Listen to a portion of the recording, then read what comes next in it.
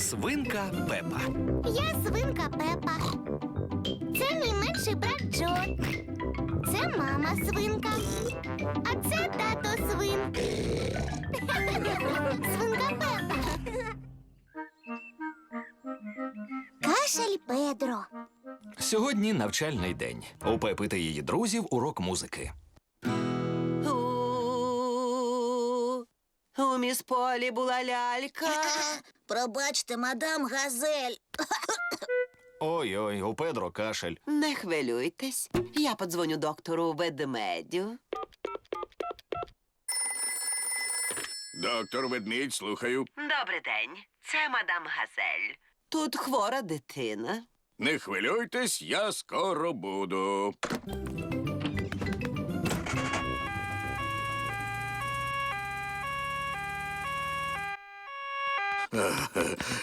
Розкажи, що тебе турбує? У мене кашель.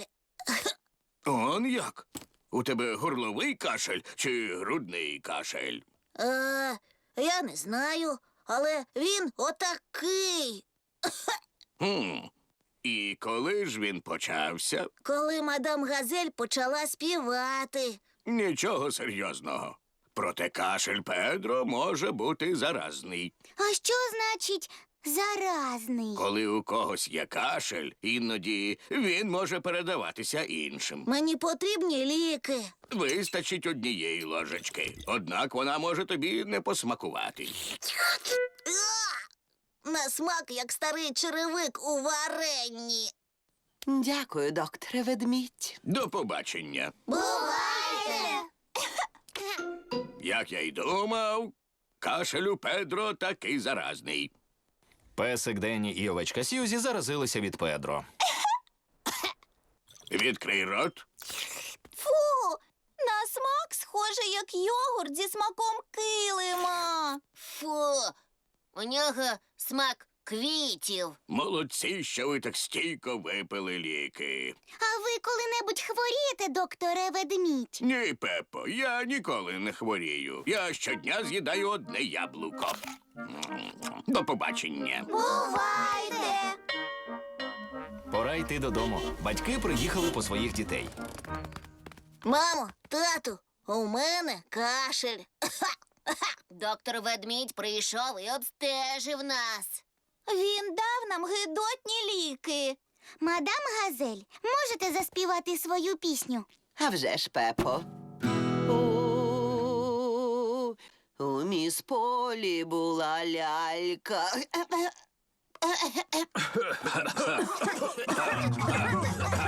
Ой-ой, всі дорослі заразилися від Педро. Доктор Ведмідь, слухаю. Це свинка Пепа. Усі дорослі захворіли. Не хвилюйся, Пепо, вже виїжджаю.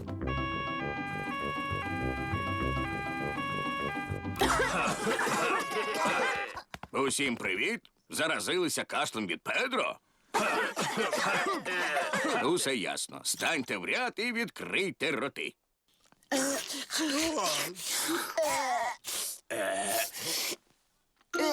На смак, як крем і старі шкарпетки. Дякуємо, що турбуєтесь про нас, докторе Ведмідь. Хто турбується про вас, коли ви хворі? Ніхто не турбується, я ніколи не хворію. Ой-ой, і доктор Ведмідь заразився від Педро. Не хвилюйтесь. До побачення. Бувайте! Бідний доктор Ведмідь. Він хворий і нікому про нього турбуватись.